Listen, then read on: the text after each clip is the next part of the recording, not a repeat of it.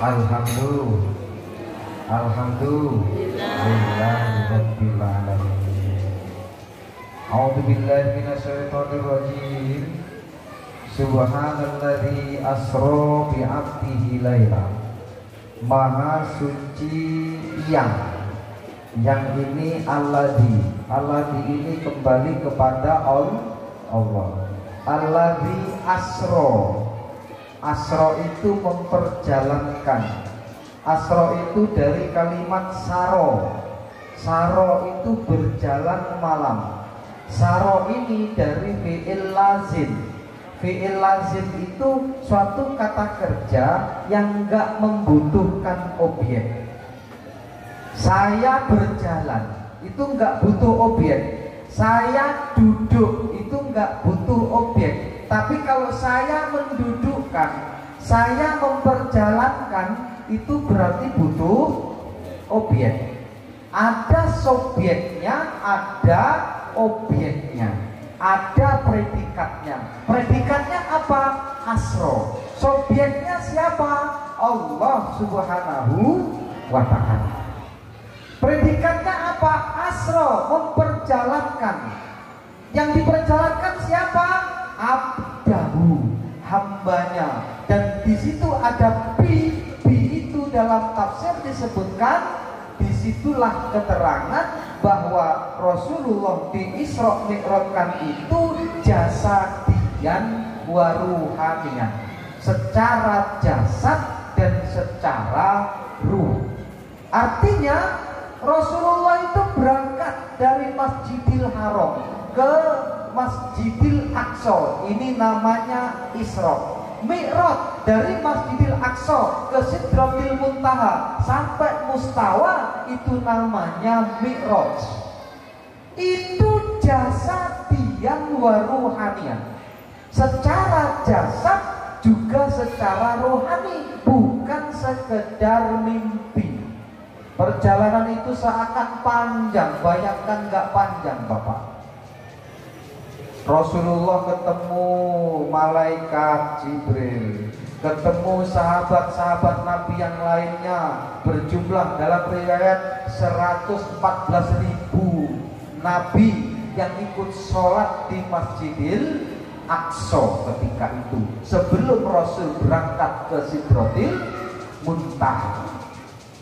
Panjang sampai menerima perintah sholat, ketemu Nabi Musa, naik lagi dan lain sebagainya, sampai yang harusnya 50 kali kemudian menjadi 5 kali. Ternyata Bapak Ibu, Rasul itu begitu berangkat sedang duduk, kembali dari Mi'raj itu, kembali dari Isra Mi'raj, tempat duduknya masih hangat.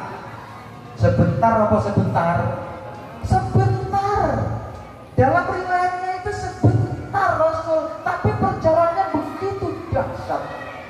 Kalau dihitung dengan hitungan kita, itu mungkin bisa berbulan-bulan. Melihat neraka, kunjungan ke surga, uritun naro fil mi'raj. Aku diperlihatkan neraka saat aku mi'raj, kata Rasulullah. Wara itu aktsara ahlihan nisa, dan aku melihat penghuni neraka itu banyak perempuan. Hati-hati Bu, penghuni neraka banyak perempuan. Kenapa banyak perempuan? Nggak akan kita terangkan di sini. Insya Allah kalau diundang lagi. Promosi.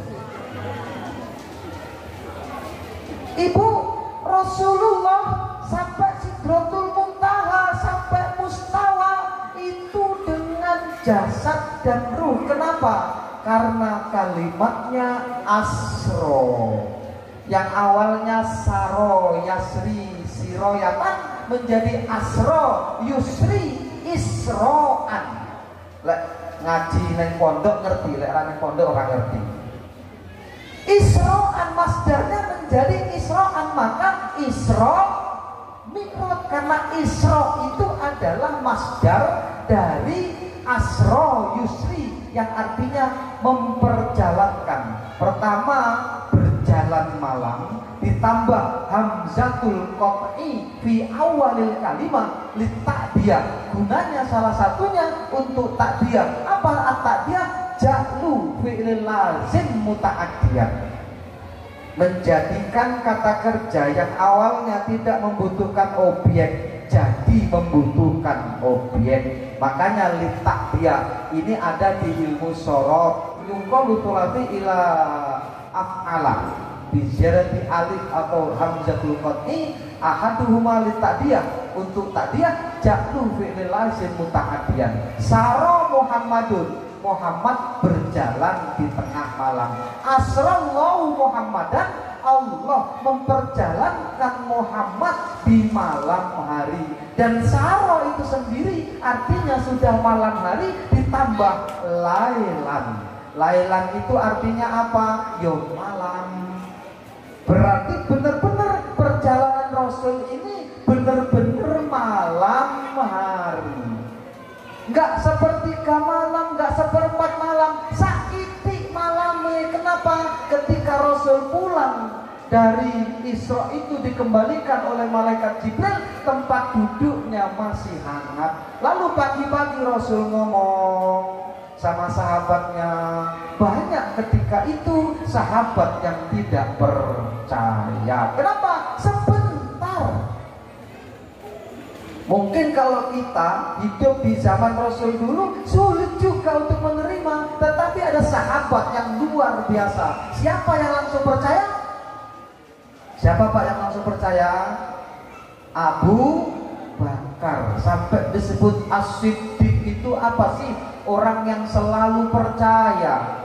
Katanya begini, hai Muhammad, kalau engkau yang mengatakan lebih dari itu, aku percaya. Ini sahabat yang luar biasa. Siapa namanya?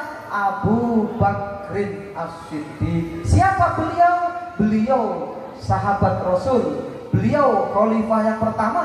Juga beliau sebagai mertuanya Rasulullah.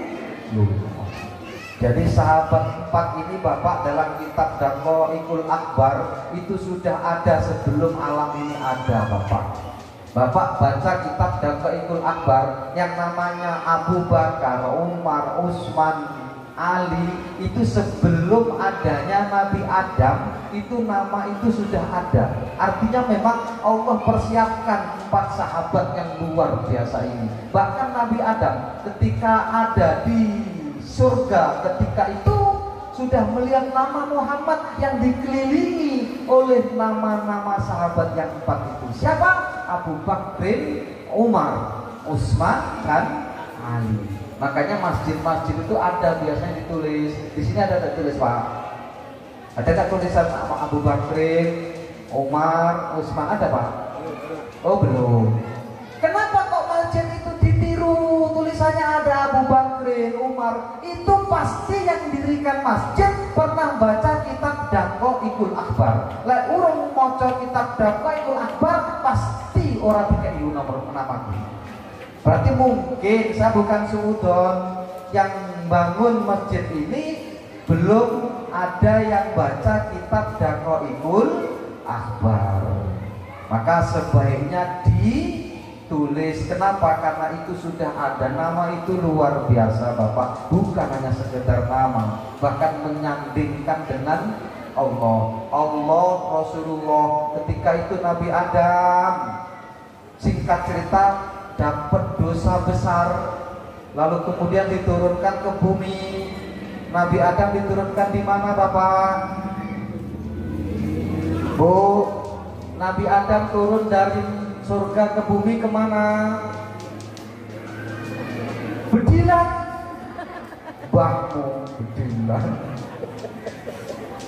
Ke India Bapak. Di India, hote-hote itu. Nabi Adam turun ke India, lalu kemudian Siti Hawa turun di mana? Di Jeddah. Di Jeddah, Pak. Maka Jeddah itu Jaddah. Jaddah itu artinya nenek. Jaddatina wa ila hadrati Jaddatina. Kan ada itu kalau malam Jumat ya Pak ya Bu. Jaddah itu artinya nenek, maka Jeddah itu kotanya nenek. Gitu.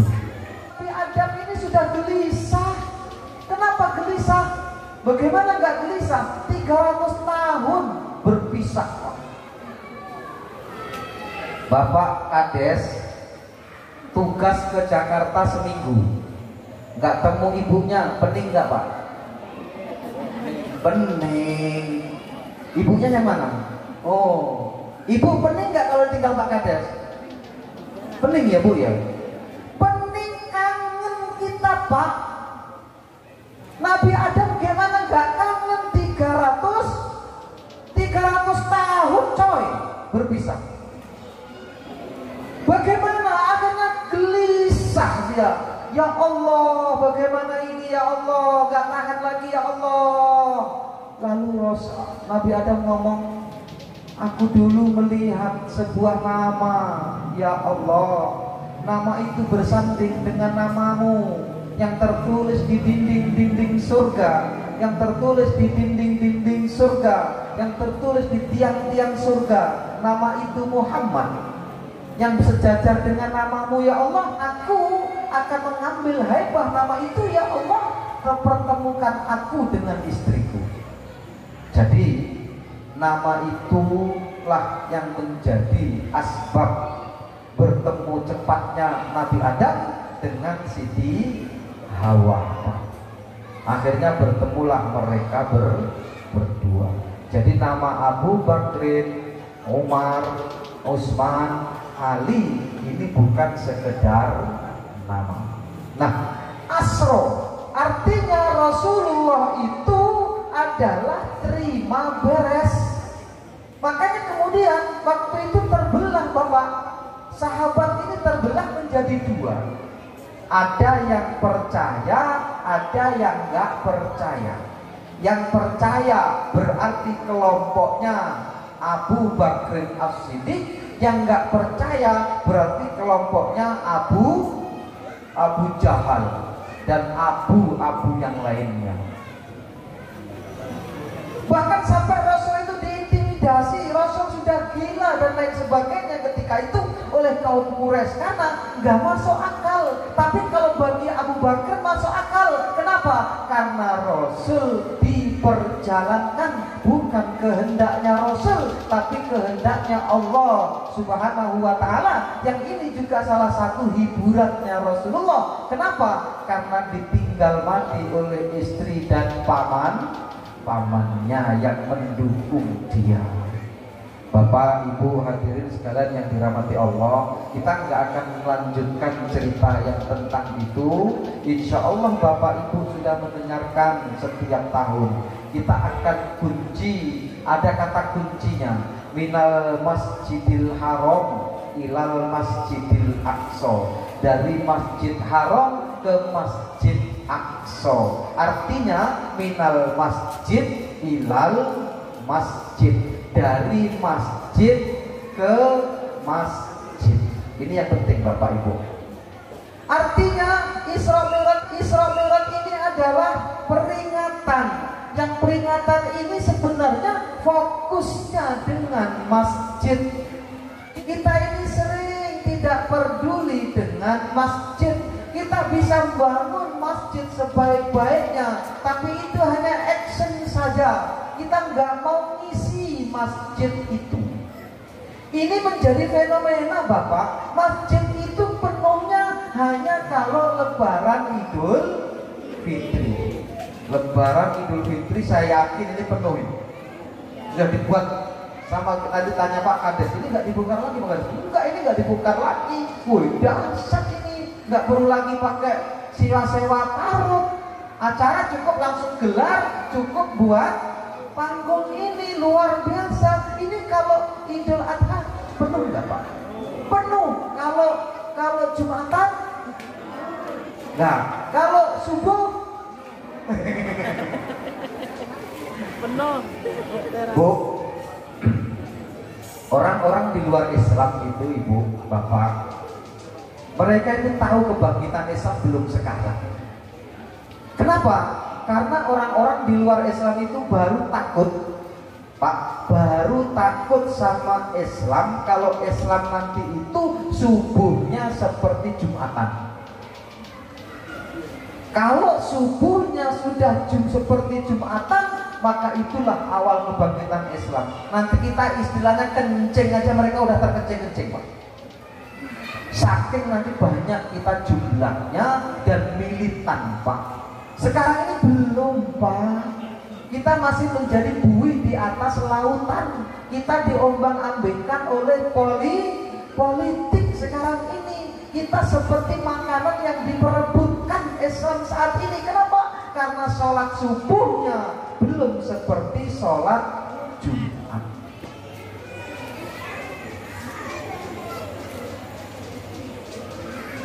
Ahabbul biladi ilallahi masajiduha. Kampung yang paling dicintai oleh Allah adalah apa? Masjid-masjidnya. Wa abghadul biladi ilallahi aswaquha. Dan kampung yang paling buruk di mata Allah adalah pasar-pasarnya. Kenapa demikian? Karena memang Rasulullah itu menggambarkan masjid berarti tempat untuk spiritual. Masjid itu untuk mendidik hati. Hati itu bisa baik kalau terpaut kepada masjid. Sementara pasar itu tempatnya tempat penipuan, betul? Tempat ngapusi ya pasar. Walaupun nggak semua orang ngapusi, janji palsu gitu nek pasar. CLBK itu juga biasanya muncul di pasar. Pertemuan sering pedagang dengan pedagang, pertemuan di sebelum subuh. Kalau di Martapura itu Pak, sebelum subuh jam 3 itu udah rame orang di pasar. Itu sampai jam 9 subuhan yang ngendi neng pasar.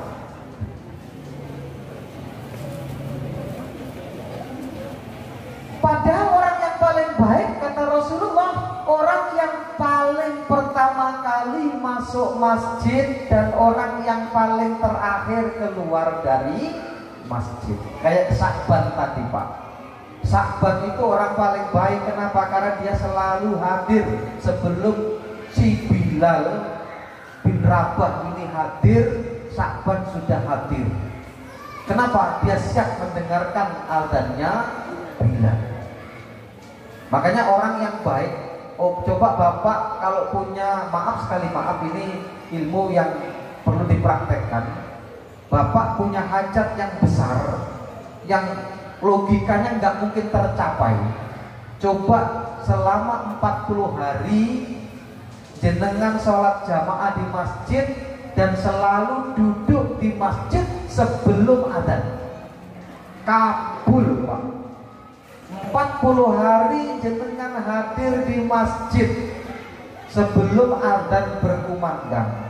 Terus jenengan minta sesuatu sama Allah, kabul, Pak. Boten percados sampai cobi. Coba kalau nggak percaya dicoba, Bapak. Itu sudah banyak yang mempraktekkan. Dan seburuk-buruk orang kata Rasulullah, orang yang pertama masuk pasar dan yang terakhir keluar dari pasar. Lek subuh akeh wong neng pasar apa akeh wong neng masjid? Oh, akeh wong neng pasar. Duhur akeh wong neng pasar apa akeh wong neng masjid? Pasar.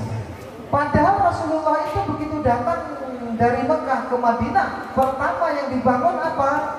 Masjid, kemudian pasar. Dua ini Pak memang. Kenapa? Pasar lambang ekonomi, karena bagaimanapun kita ini kalau nggak punya duit ya susah, Pak. Nggak bisa juga haji, nggak bisa juga umroh, nggak bisa juga sedekah. Makanya Rasul menyandingkan ini, masjid, pasar. masjid adalah tempat untuk menjiwai kaum muslimin, sementara pasar adalah ekonomi. Dan ini sudah tepat menurut konsep Rasulullah. Dan ternyata itu diikuti oleh seluruh orang sedunia ini. Nggak mungkin di sebuah tempat nggak ada pasar, betul? Di Bapak Ibu hadirin sekalian yang dirahmati Allah, bahwa Rasulullah SAW itu sudah menggambarkannya. Dan ini sebenarnya adalah adopsi dari apa? Dari Isra Mi'raj ini, dari masjid ke masjid. Adanya pesan moral untuk kita umatnya untuk terus fokus kepada masjid. Bahkan nanti Bapak di alam mahsyar itu panas Bapak, panasnya sepanas-panasnya, lamanya selama-lamanya. Di padang mahsyar itu ada 7 golongan manusia yang dikasih terpal oleh Allah, yang dikasih naungan oleh Allah, yang dikasih apa namanya ini? Apa namanya? Taruh, yang dikasih taruh oleh Allah di padang mahsyar nanti. Yang 7 golongan itu salah satunya rajulun qalbuhu mu'allaqun fil masjid, yaitu seorang yang hatinya terpaut dengan masjid. Apa Bu? 7 golongan manusia yang nanti bakal dikasih naungan di padang mahsyar adalah siapa? Salah satunya seorang yang terpaut hatinya kepada masjid. Orang lagi sibuk, dia tetap ke masjid. Sedih, dia ke masjid. Istrinya ngomel terus, gak didengar lagi, dia berangkat ke masjid. Pulang masih ngomel lagi, berangkat lagi ke masjid. Jadi Bapak gak usah bingung, pergi ke masjid selesai. Kenapa?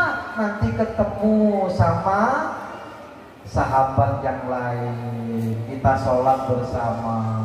Pulang lagi masih ngomel, berangkat lagi ke masjid. Nanti pasti lama-lama ibu itu akan diem juga ngomelnya. Mu'allaqun hatinya. Bahkan ibu, Rasul itu menjadikan masjid sebagai pusat budaya. Kenapa pusat budaya? Karena Rasul memulai pesantrennya juga di masjid. Ada dalam riwayat Shahibuz Zawiyah. Shahibuz Zawiyah ini adalah pesantrennya Rasulullah. Rasul itu punya pesantren yang muridnya ya Abu Bakar, Umar, Utsman, Ali, Abu Ubaidah, kemudian Amr bin As, yang semuanya itu mendapatkan ilmu dari Rasulullah. Shahibuz Zawiyah, dan itu ada di masjid. Abu Hurairah itu juga Shahibuz Zawiyah, yang juga itu ketemunya mereka di masjid Pak. Zaman ini orang aneh. Al-Islam gharibun, yaktil Islam gharibun, kanal Islamu ghariban. Islam itu datangnya aneh, fasayaudu ghariban, dan nanti Islam itu akan kembali aneh. Dan berbahagialah orang-orang yang dianggap aneh.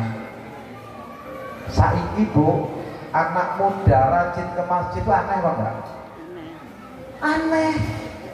Wong pemuda kok rajin ke masjid itu aneh sekarang. Tapi kalau di kota-kota malah enggak sebenarnya Bapak. Ini di dusun-dusun itu malah aneh kalau anak muda rajin ke masjid. Tadi saya udu goriban, akan kembali aneh Islam ini. Maksudnya apa? Yang tua sajalah yang ke masjid itu sudah mulai uban-ubanan. Yang rambutnya sudah putih lah, itu untuk masjidnya. Artinya masjid itu untuk orang-orang yang rambutnya putih, usianya 50 tahun ke atas. Itu maunya kita.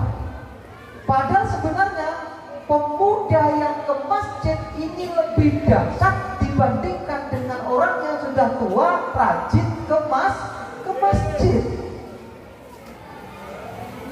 Mu'allakun qalbuhu mu'allakun, hatinya terpaut oleh masjid.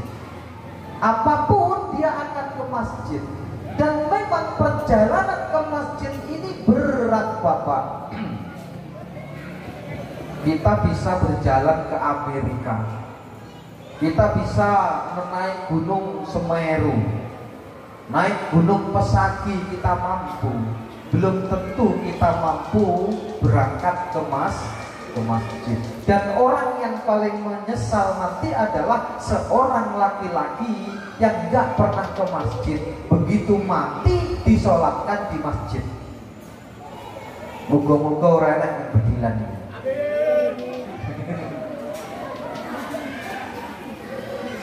Penyesalannya luar biasa. Orang yang nggak pernah sholat begitu mati disolatkan di masjid.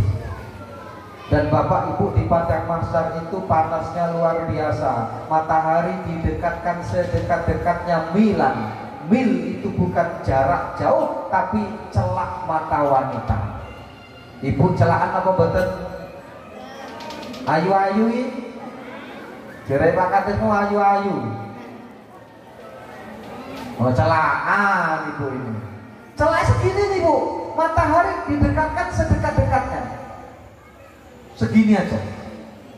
Maka panasnya sepanas-panasnya.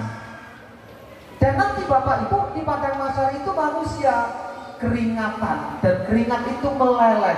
Ada yang sampai mata kaki melelehnya, ada yang sampai dengkul mata melelehnya, ada yang sampai pinggang, ada yang sampai dada. Tidak sedikit nanti manusia di padang mahsyar itu meleleh sampai tenggelam oleh keringatnya.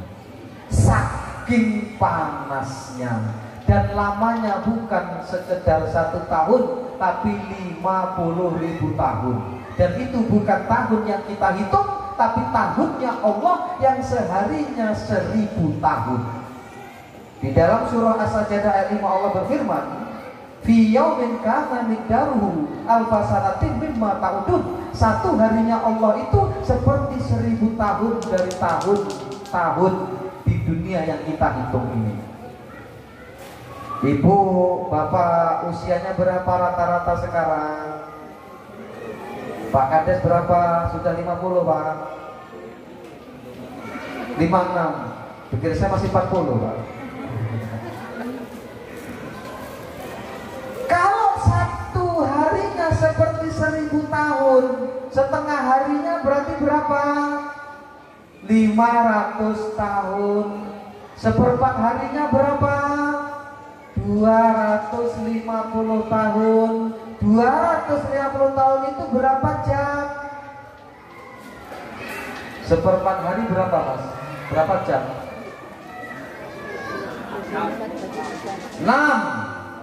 6 jam itu setara dengan 250 tahun. Dibagi 2 lagi menjadi 125 tahun. 125 tahun itu setara dengan 6 dibagi 2. Berapa 6 dibagi 2? 3 jam. Terus kemudian dibagi lagi 2. 125 tahun dibagi 2 berapa Bu? Bu? Halo? Bu? 125 dibagi 2 berapa?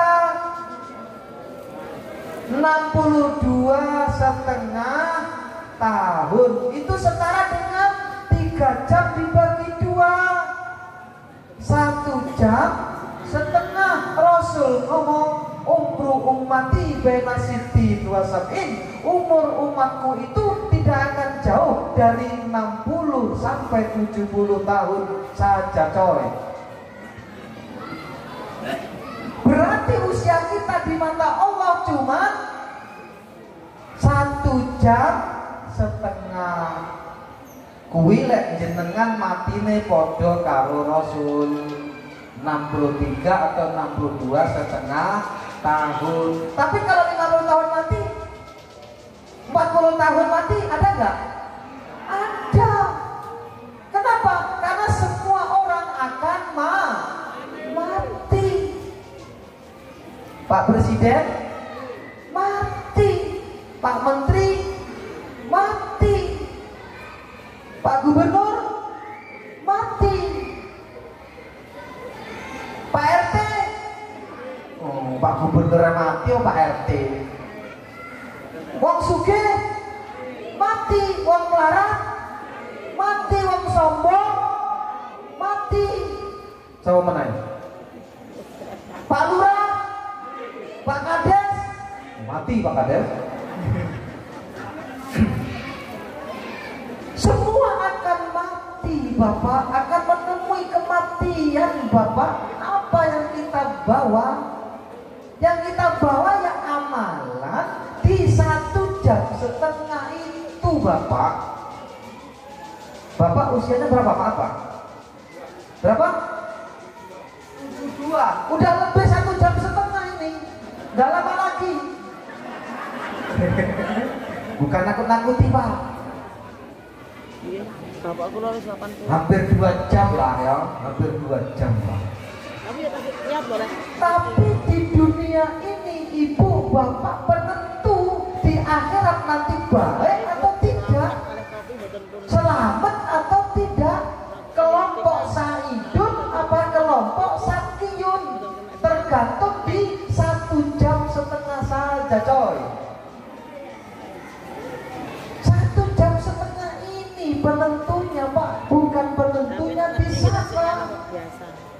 Maka sebenarnya fase kehidupan manusia itu yang paling penting ya di dunia ini, di 1 jam setengah ini, Bapak.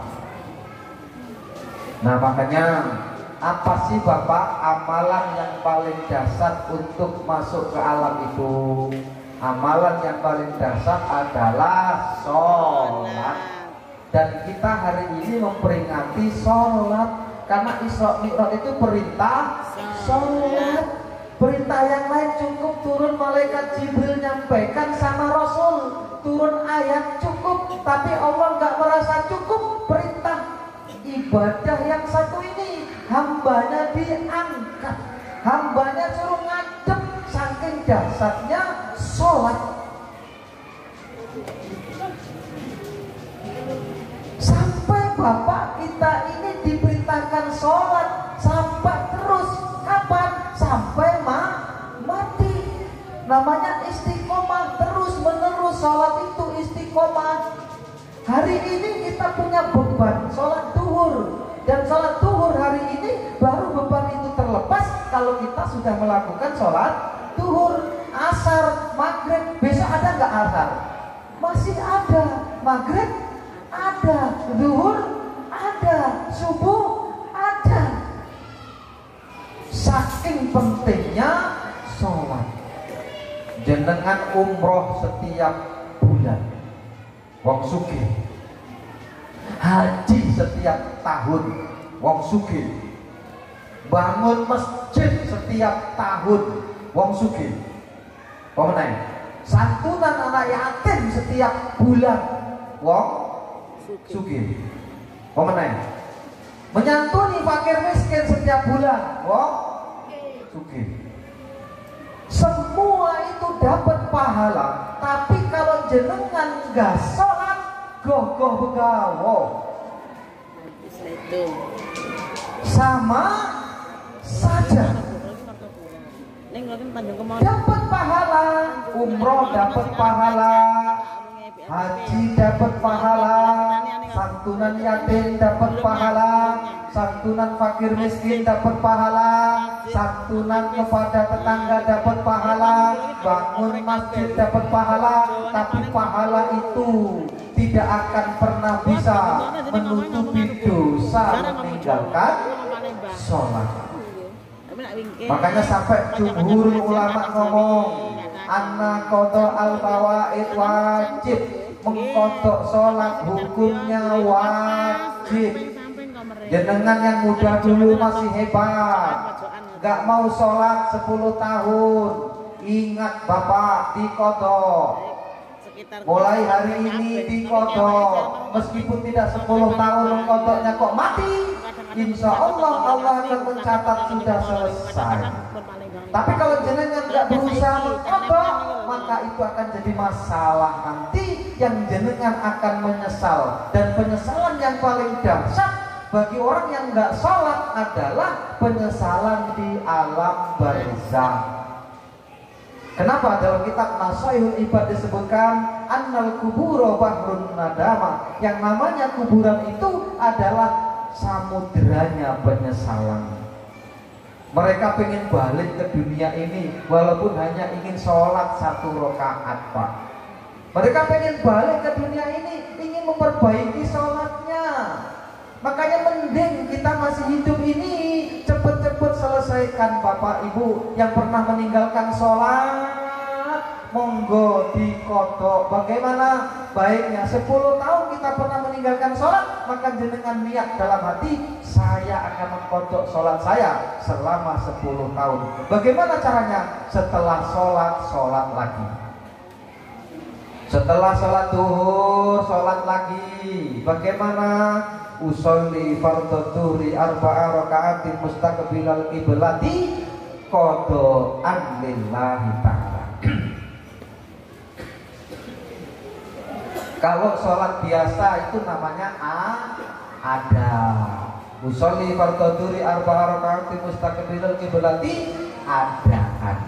Kalau qada'an lillahi ta'ala. Setelah sholat asar juga begitu, sholat lagi. Usolli fardhul asri 4 raka'atin mustaqbilal qiblati qada'an lillahi ta'ala.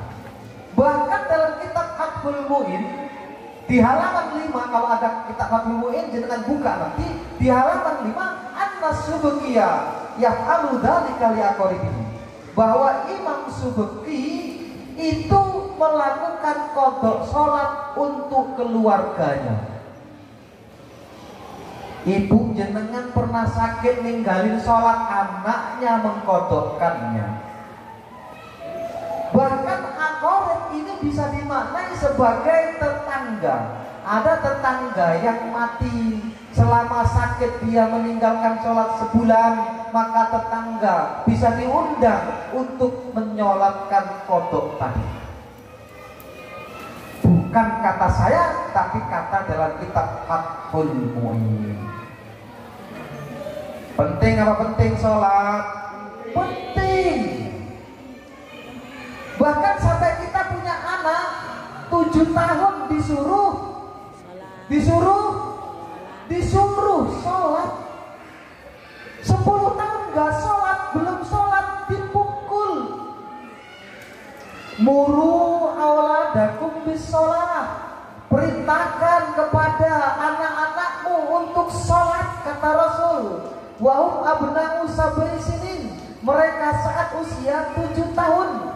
Wadribuhum, dan pukul mereka alaiha, karena meninggalkan sholat. Wahum abna'u asyri sinin, yang mereka usianya 10 tahun. Kita dianggap berhasil Bapak Ibu dalam kehidupan beragama Islam ini kalau bisa menciptakan generasi yang sholat. Kalau generasi kita sholat, maka jenengan nanti di alam kubur tinggal nerimo kiriman. Jenengan enak di alam kubur kayak pengantin baru, santai. Kenapa? Karena apa? Ada kiriman anak yang soleh. Gak usah berdoa setelah sholat. Anak yang soleh sholat, secara otomatis pahalanya ngalir ke bapaknya. Apalagi masih ada waktu untuk Allahumma firli dzunubi wali walidayya warhamhuma kama rabbayani shaghira. Ngalir Pak. Ada kitab namanya Ihda'u Thawabin, yaitu apa? Menghadiahkan pahala. Boleh menghadiahkan pahala dan sampai ke mayit. nggak percaya mati habisin. Sampai nanti pasti akan menerima Pak, rindu dengan amalan-amalan anak itu. Ada seorang yang soleh. Yuk kita sepakati dulu, jam berapa selesai Pak? Ini nanti nggak selesai. Kayaknya udah mulai capek dengar saya ngoceh. Bu, iya Bu. Jam berapa kita selesai Pak Kades? Jam 12? Atau kurang? Jam 12 kurang 5 menit. Jam 12 kurang 5 menit selesai ya. Berarti 10 menit. Oke? Oke? Oke. Sampai mana tadi? Sholat. Sholat. Al-farqu bainal muslim wal kafir tarkus sholat. Kata Rasul, perbedaan antara orang mukmin dengan orang kafir ya ninggalin sholat. Kalau kafir berarti orang yang ninggalin sholat. Kalau mukmin orang yang ngerjain sholat. Jelas banget. Dan sahabat-sahabat lam yarau minal a'mali syai'an tarakau kufur illa sholat. Sahabat Rasul itu sepakat tidak pernah berpendapat bahwa pekerjaan ibadah dalam Islam ini sekecil apapun yang ditinggalkan yang dihukumi kafir kecuali sholat. Jenengan gak poso urung dihukumi kafir. Jenengan orang zakat paling dianggap medit. Jenengan nggak sedekah mungkin dianggap orang nggak baik, tapi begitu nggak sholat maka dihukumi jenengan sih ngomong. Beratnya Pak orang yang nggak sholat karena memang pahalanya besar, pahalanya luar biasa Pak yang namanya sholat. Sampai Rasul awal ma yuhasabu bil abdu yaumil qiyamati sholat. Awal pertama kali di akhirat nanti yang dihisab adalah sholat. Wa in sholakat sholah halamalu kullu. Kalau sholatnya waktu dihisab itu benar, maka amalnya semua dianggap benar. Wa in fasadat fasadal amalu kullu. Kalau amalnya sholat ketika diteliti nanti dihisab di yaumil qiyamah kok salah, maka amalan seluruhnya dianggap salah. Makanya jangan pernah ninggalin sholat. Kita ini kan sibuk sedikit sudah ninggalin sholat. Ibu yang sering ninggalin sholat ini, apalagi pada waktu haid, males mau mandi, sebenarnya sudah bersih di jam 5 pagi, tapi masih males, entahlah nanti aja sebelum duhur. Padahal dia punya kewajiban sholat subuh karena sudah bersih. Hati-hati ibu. Mau kondangan sudah cantik bener, sudah glowing, semua udah dipasang Pak Kades.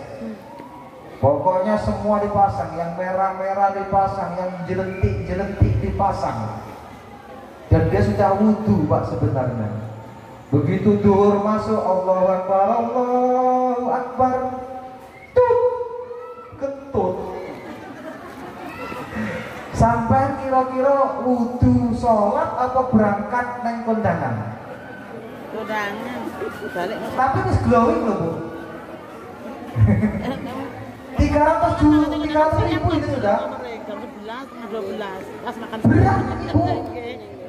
Perempuan itu berat, makanya uri tunar. Aku diperlihatkan neraka. Orang itu antara lihat bisa. Dan kemudian aku lihat di neraka itu banyak isinya perempuan. Salah satunya ini Bu, sering ninggalin sholat ibu-ibu ini.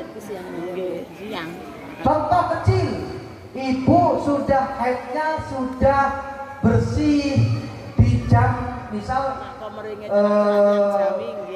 maghribnya sekarang jam berapa Pak? Jam 6.30 ya.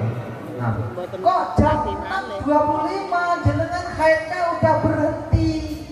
Jenengan haidnya udah berhenti, nggak cepet mandi. Mandinya besok pagi. Padahal itu kalau dalam fikihnya jenengan itu cepat mandi itu namanya waktul mudhoyyak, waktu yang sempit. Dalam fikihnya jenengan cepat mandi, lalu kemudian kan masuk waktu asar, waktu maghrib. Jenengan sholat maghrib dan kodok sholat asar dan duhur.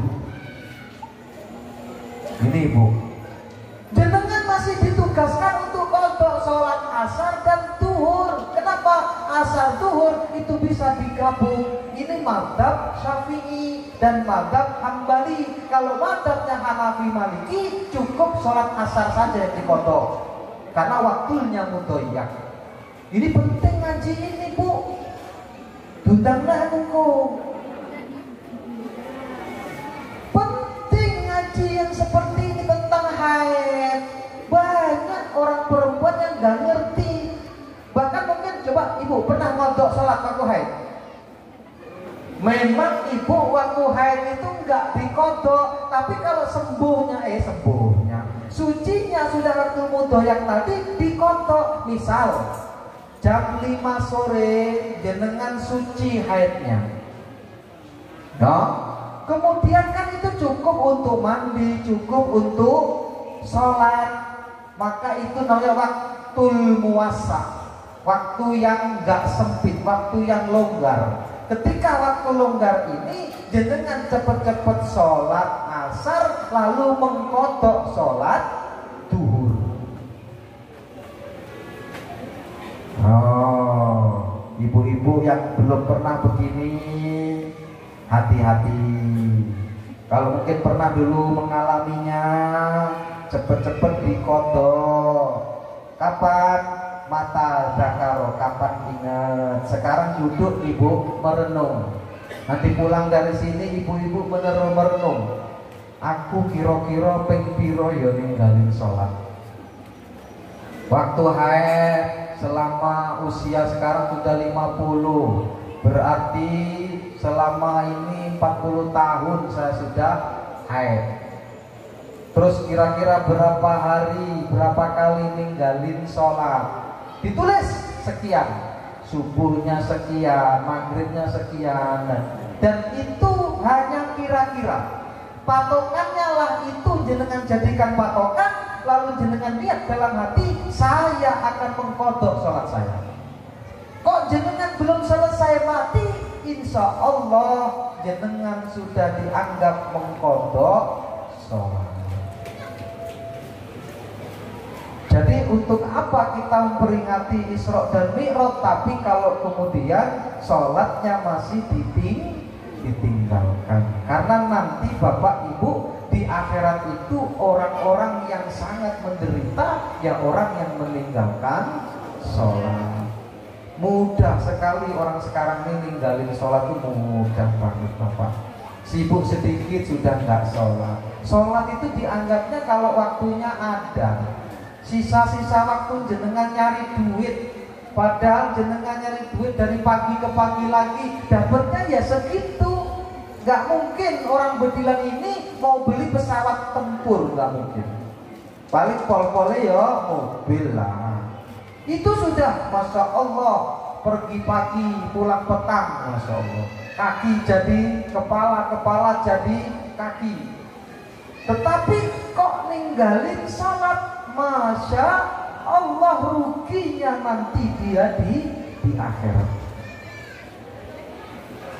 2 menit lagi. Bapak Ibu hadirin sekalian dirahmati Allah. Lalu kemudian hebatnya masjid yang terakhir adalah apa? Al-Masjidu Baitul Mukmin. Masjid itu ibaratnya adalah apa? Rumahnya orang mukmin.